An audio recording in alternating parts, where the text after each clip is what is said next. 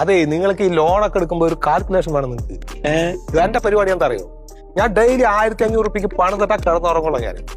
അതിൽ 500 റുപ്യ എന്റെ ഭക്ഷണത്തിന്, എന്റെ ഡ്രസ്സ് കാര്യങ്ങൾക്ക് വേണ്ടിയിട്ടാണ്. അത് ഞാൻ ഡെയിലി നീക്കി വെക്കും. 15,000 റുപ്യാണ് മാത്രം ഞാൻ നീക്കി വെക്കണത് എന്റെ ഭക്ഷണത്തിനും ഡ്രസ്സിനും വേണ്ടിയിട്ട്. അത് കഴിഞ്ഞിട്ടുണ്ടെങ്കിൽ ഒരു 1000 റുപ്യ ഉണ്ടല്ലോ, 100 റുപ്യ ടിവിക്ക്, 100 റുപ്യ എന്റെ വണ്ടിക്ക്, 100 റുപ്യ ഫ്രിഡ്ജിന്, അങ്ങനെ എല്ലാ 100 റുപ്യയും ഞാൻ ഓരോരോ സാധനങ്ങൾ മേടിക്കുകയാണ്. ലാവിഷായിട്ടുള്ള ജീവിതം. കുമാരന്റെ വാടക വീട്ടിലല്ലേ താമസിക്കുന്നേ? പിന്നെന്താണ് അതിലിപ്പോ എന്താ കുഴപ്പം? നമുക്ക് സന്തോഷമായിട്ട് ജീവിച്ചാ പോരെ. നമ്മളിപ്പോ ഒരു വീട് വെക്കോണ്ടാണ് ഇപ്പൊ ഈ ലോണൊക്കെ വന്നതേ. അല്ലെങ്കിൽ എനിക്ക് കുഴപ്പമൊന്നുമില്ല, സമാധാനം പോവും. അപ്പോ കുമാരന്റെ വാടക വീട്ടിലാണെങ്കിലും ഇപ്പൊ നിങ്ങൾ ഈ വീട് മരിച്ചു കഴിഞ്ഞാൽ ആർക്കാ കൊടുക്കുക? എന്റെ മോൾക്ക് കിട്ടും. കഴിഞ്ഞില്ലേ? ഞാൻ മരിച്ചു കഴിയുമ്പോ കുമാരൻ തന്നെ വീട് കൊണ്ടുപോകും, നിങ്ങൾ മരിച്ചു കഴിഞ്ഞിട്ടുണ്ടെങ്കിൽ മകള് വീട് കൊണ്ടുപോകും. ഒക്കെ കണക്കന്നെ. സന്തോഷമായിട്ട് ജീവിക്കാൻ നോക്കി.